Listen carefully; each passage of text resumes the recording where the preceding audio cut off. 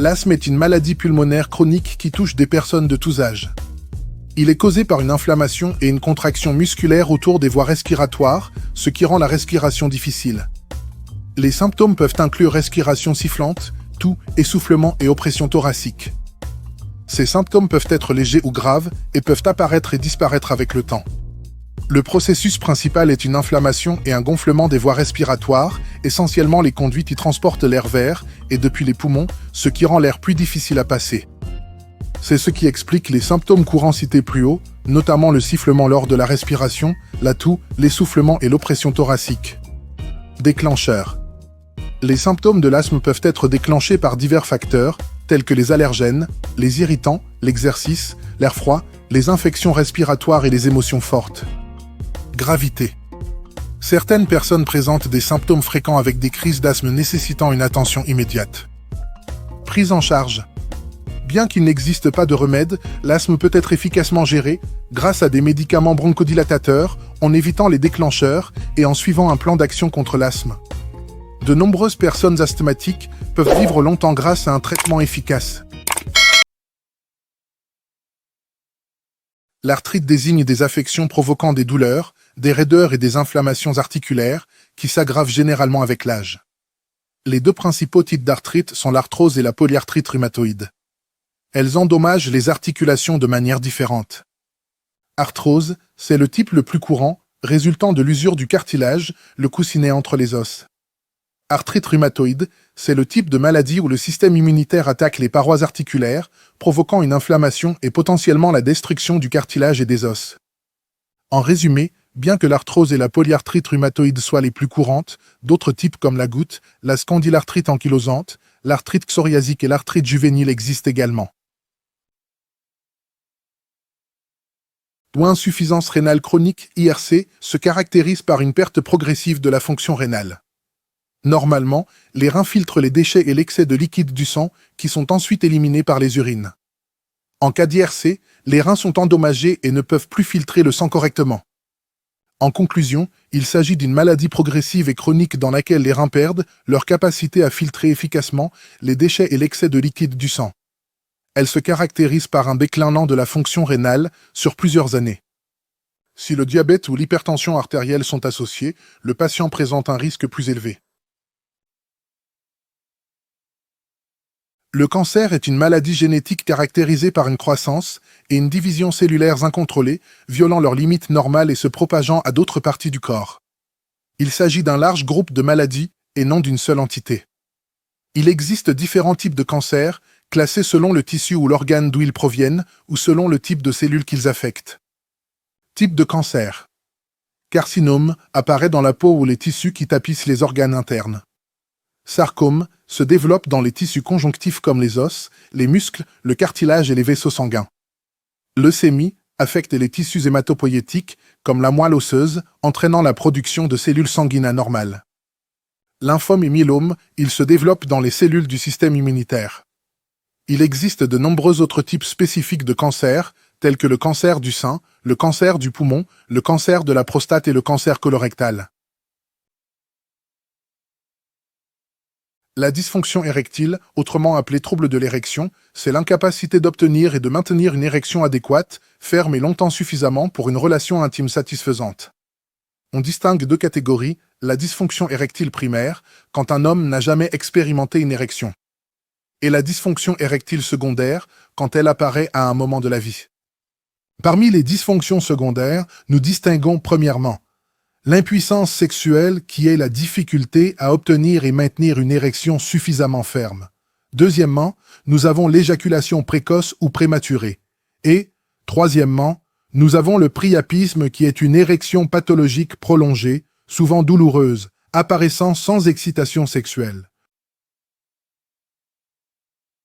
L'hypertension artérielle est une maladie caractérisée par une pression sanguine sur les parois artérielles constamment trop élevée, supérieure ou égale à 130/80 mm de mercure. À partir de 180/120, il faut définitivement chercher une assistance médicale. Si la génétique joue un rôle, les habitudes de vie malsaines, comme l'alimentation, le manque d'activité physique et l'âge, y contribuent de manière significative. Anatomiquement, elle est presque toujours due à l'accumulation de plaques d'athérome obstruant les vaisseaux sanguins ou à la rigidité des parois vasculaires. Conformément aux lois de la dynamique des fluides, les choses se passent comme avec la pression du jet d'eau d'un tuyau d'arrosage qui augmente lorsque celui-ci est rétréci ou quand ses parois sont devenues rigides. L'hypertension artérielle est dangereuse parce que non seulement elle détruit en silence, sans montrer des signes extérieurs, et ce pendant plusieurs années, mais surtout elle va immanquablement endommager les vaisseaux du cœur, cerveau, reins et d'autres organes, augmentant ainsi le risque de crise cardiaque, d'accident vasculaire cérébral et d'autres problèmes de santé. Pourquoi est-il important de la faire contrôler? De nombreuses personnes souffrant d'hypertension artérielle ne présentent aucun symptôme. Des examens réguliers sont donc essentiels pour une détection et une prise en charge précoce. Rappel important, appelez le 911 ou tout autre service d'urgence de votre lieu de résidence si votre tension artérielle est supérieure à 180/120 et que vous ressentez des douleurs thoraciques, un essoufflement, des maux de dos, des engourdissements, une faiblesse, une altération de la vision ou des difficultés d'élocution. Merci de nous suivre et à la prochaine définition. Les mots infection et inflammation sont souvent employés ensemble, mais leur sens est très différent. L'infection est l'invasion de l'organisme par un agent pathogène qui s'y multiplie, tandis que l'inflammation est la réponse de l'organisme pour se protéger de l'infection. L'inflammation est une réponse de notre système immunitaire lorsque nos tissus sont endommagés, peau, muscles, articulations, muqueuses, etc. Notre corps détecte une agression ou invasion quelconque, y compris une infection, une blessure, un agent irritant et tente d'éliminer les substances nocives et de réparer les dégâts.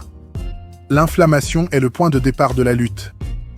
L'infection, elle, désigne l'invasion et la multiplication de micro-organismes dans notre corps. Il s'agit essentiellement des microbes, mais l'on peut étendre aux virus, parasites et agents toxiques biochimiques. Une infection peut provoquer une inflammation, en revanche, une inflammation ne peut jamais provoquer ou entraîner une infection. En d'autres termes, l'infection est mauvaise parce qu'elle nous attaque alors que l'inflammation est bonne parce qu'elle nous défend.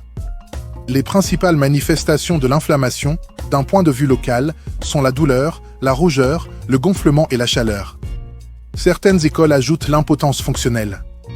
D'un point de vue général, la fièvre est considérée comme signe inflammatoire. Merci de nous suivre et à la prochaine définition. L'obésité est une maladie chronique et complexe, caractérisée par une accumulation excessive de graisse corporelle pouvant avoir un impact significatif sur la santé et le bien-être général. Elle est généralement définie par un indice de masse corporelle, IMC, de 30 ou plus. L'IMC normal est inférieur à 25, tandis que le surpoids se situe entre 25 et 29,9. L'obésité est généralement classée en 3 catégories. La catégorie 1 correspond à un IMC compris entre 30 et 34,9, la catégorie 2 correspond à un IMC compris entre 35 et 39,9, et la catégorie 3 correspond à un IMC supérieur ou égal à 40. L'obésité doit être surveillée. Note. Très récemment, 75 organisations mondiales ont demandé aux professionnels de santé de prendre en compte d'autres facteurs que l'IMC avant de conclure à l'obésité. Par exemple, il faudrait tenir compte du tour de taille et de la répartition des graisses. La maladie de Parkinson est une affection chronique qui se caractérise par la destruction progressive de certains neurones dopaminergiques dans une région du cerveau indispensable au contrôle des mouvements. Le déficit en dopamine créé perturbe l'établissement équilibré des mouvements, entraînant les symptômes caractéristiques tels que tremblement, rigidité et ralentissement des mouvements. La maladie de Parkinson évolue lentement en 4 stades successifs, et la mortalité des patients parkinsoniens est 2 fois plus élevée que chez des personnes non malades d'âge et sexe comparables. Un signe ou un symptôme sont la même chose. C'est un sentiment ressenti ou vécu par une personne qui vient voir le médecin en consultation. C'est différent d'une maladie. Un signe a 2 volets, subjectif et objectif. Il est subjectif parce qu'il est signalé par la personne qui le ressent, tel qu'elle le ressent. Il devient objectif ou objectivé quand lors de l'examen physique, le médecin le met en évidence, notamment par le toucher ou certaines techniques. Par exemple, une fièvre qui peut être objectivée par le thermomètre, un amaigrissement par la pesée, un trouble respiratoire par l'auscultation, une douleur par le toucher, etc. Un syndrome est un ensemble de signes qui se manifestent simultanément et caractérisent une maladie particulière. Les syndromes n'ont pas nécessairement une cause unique connue et leurs symptômes peuvent varier. Par exemple, la fièvre, l'amaigrissement, la toux, la fatigue, le manque d'appétit, les sueurs nocturnes, etc. peuvent simultanément suggérer une tuberculose. Le diagnostic est l'entité maladie à laquelle on pense devant la présence d'un signe ou un syndrome. Notez que je dis « on pense » parce qu'il faut ensuite confirmer ou infirmer ce diagnostic. Le diagnostic a aussi deux volets successifs. Le premier est la présomption ou l'exclusion, pour laquelle le médecin va demander des examens de laboratoire et d'imagerie. Le deuxième volet sera la confirmation au retour des résultats demandés. Dans notre exemple, le diagnostic de présomption serait la tuberculose jusqu'à ce que les examens de labo et d'imagerie le confirment. La maladie. Une fois que les résultats le confirment, on parlera alors d'une maladie, d'une affection, d'une condition ou tout simplement d'un diagnostic confirmé. Donc, pour notre exemple, la maladie sera la tuberculose. Merci et à la prochaine définition. La maladie d'Alzheimer est une maladie neurodégénérative caractérisée par une atteinte progressive et irréversible des cellules nerveuses du cerveau, affectant principalement la mémoire, mais également d'autres fonctions cognitives, liées par exemple au langage, au raisonnement, à l'apprentissage. La perte est lente mais inexorable, évoluant généralement vers une perte d'autonomie. La mémoire à court terme est la première affectée. La personne malade perd la capacité à traiter plusieurs informations en même temps. Elle a besoin de faire des listes, de se repérer sur un calendrier. Elle ne sait plus si elle a payé ses factures, etc. Puis la maladie s'étend, petit à petit à l'ensemble du cerveau. La mémoire ancienne est en revanche conservée plus longtemps.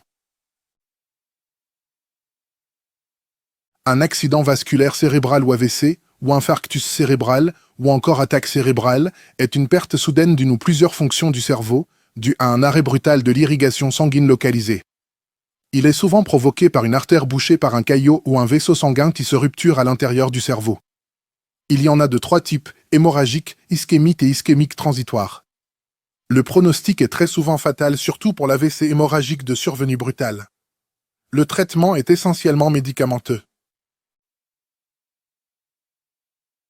Une crise cardiaque ou infarctus du myocarde est un problème circulatoire, dû à un blocage d'un vaisseau qui alimente le cœur. La crise cardiaque peut être prévisible à cause des signes précurseurs, dont la douleur thoracique. Alors qu'un arrêt cardiaque a pour origine un problème de dysfonctionnement électrique du rythme cardiaque. Il est souvent très soudain, sans signe précurseur même chez les personnes apparemment en bonne santé. Néanmoins, les malades cardiaques sont les plus prédisposés. Le pronostic de l'arrêt cardiaque est très mauvais. Au-delà de 5 minutes d'arrêt cardiaque, la survie est de l'ordre de 7 à 8%. Au-delà de 10 minutes, elle est proche de 0.